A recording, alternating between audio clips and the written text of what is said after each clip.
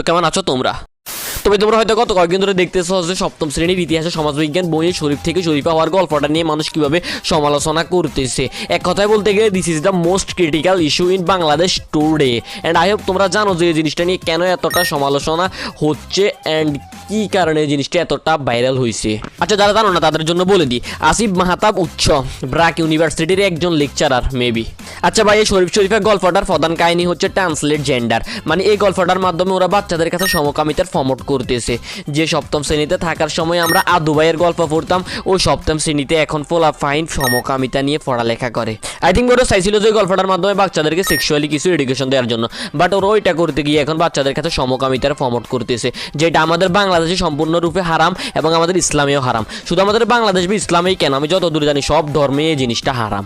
আর এই হারাম জিনিসটা নিয়ে কথা বলার কারণে আসিফ মাহতাব উচ্চ স্যারকে ব্র্যাক ইউনিভার্সিটি তাদের ইউনিভার্সিটি থেকে বহিষ্কার করে দিয়েছে। মানা যায় এগুলা? ওকে চলো আমরা এখন একবার পড়ে নিই শরীফা গল্পটা।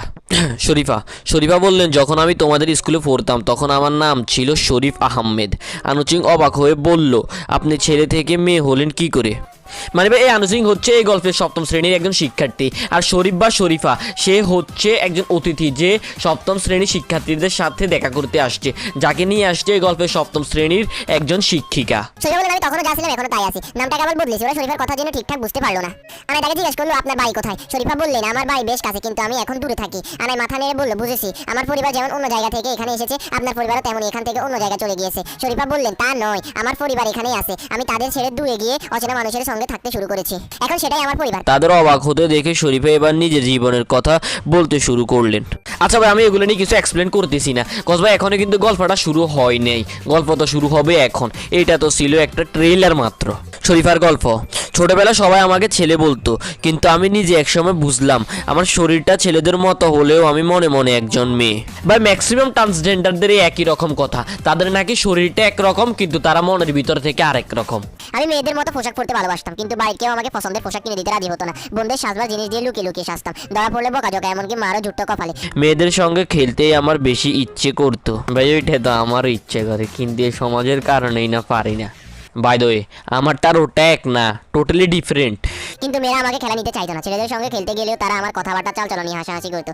স্কুলে সবাই, পাড়াপড়শি, এমনকি বাড়ির লোকরাও আমাকে নিয়ে ভীষণ অবহেলা করতো। আমি কেন এরকম কথা ভেবে আমার নিজের খুব কষ্ট হতো, নিজেকে ভীষণ একা লাগতো। একদিন এমন একজনের সঙ্গে পরিচয় হলো, যাকে সমাজের সবাই মেয়ে বলে, কিন্তু সে নিজেকে ছেলে বলেই মনে করে। আমার মনে হলো এই মানুষটাও আমার মতন। সে আমাকে বলল, আমরা নারী বা পুরুষ নয়, আমরা হলাম তৃতীয় লিঙ্গ, থার্ড জেন্ডার। আচ্ছা ভাই, এই গল্পের ঠিক এই জায়গাটাতে গল্পের লেখকের ভুল ধারণাটা আছে। উনি ট্রান্সলেট জেন্ডারকে থার্ড জেন্ডার বলছে, মানে হিজড়া, যেটা কিন্তু না। হিজড়া হচ্ছে যারা জন্মের পর থেকে ছেলে কিংবা মেয়ে হয়ে জন্মায় না, মানে জন্মগ্রহণ করার সময় ওরা আলাদা এক ধরনের হয়ে জন্মায়, ওইটা হচ্ছে হিজড়া।